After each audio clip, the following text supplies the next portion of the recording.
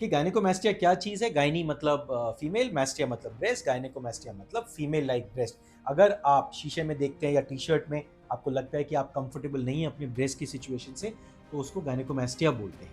ऐसा नहीं है कि ग्लैंड है या फैट है।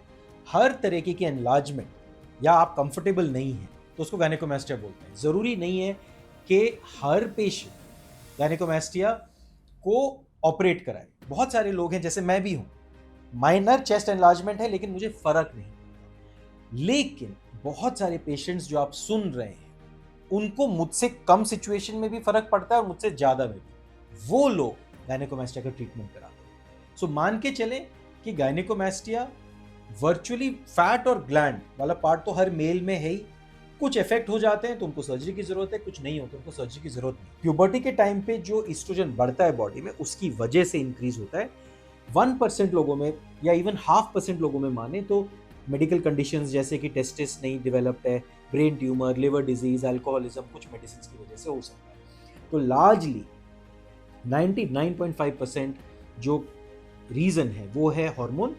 लेकिन इसका मतलब ये नहीं कि आपके टेस्टोस्टेरोन लेवल्स गलत है, ऐसा बिल्कुल भी नहीं है। ये प्यूबर्टी के टाइम पे ईस्ट्रोजन बढ़ता है 1 से 2 सालों के लिए, उस टाइम पे चेस्ट बड़ी हो जाती है और वो ग्रेजुअली ठीक हो जाती है। कुछ लोगों में ठीक नहीं होती तो वो उसको गायनेकोमास्टिया मानते हैं। हैविंग सेड दैट, याद रखिए कि ग्रेड 1A और 1B कैटेगरी होती है जिसमें बहुत छोटी चेस्ट होती है, वर्चुअली कुछ भी नहीं होता, लेकिन निपल एनलार्जमेंट भी हो सकती है, छोटा सा ग्लैंड होता है जिसकी वजह से एक पॉइंटेड लुक आती है। बहुत सारे पेशेंट्स उसको पसंद नहीं करते हैं, तो वो सिर्फ ग्लैंड इंक्रीज की वजह से होता है और वो क्लासिक ग्रेड 2 ग्रेड 3 गायनेकोमास्टिया जैसा बड़ा नहीं। लेकिन पफी निपल वाली सिचुएशन भी गायनेकोमास्टिया ही कहलाती है।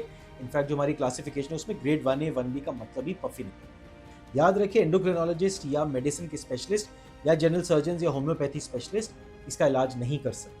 आपका जिम का ट्रेनर तो बिल्कुल ही नहीं कर सकता, जो आपको उल्टी सीधी दवाइयां खिला देता है कि उससे गायनेकोमास्टिया ठीक हो जाएगा या एक्सरसाइज पे एक्सरसाइज कराया जा रहा है, नहीं होता। बिकॉज ग्लैंड को आप छोटा कर नहीं सकते। तो अगर आप गायनेकोमास्टिया से सफर कर रहे हैं तो आपको ट्रीटमेंट करना है सर्जरी।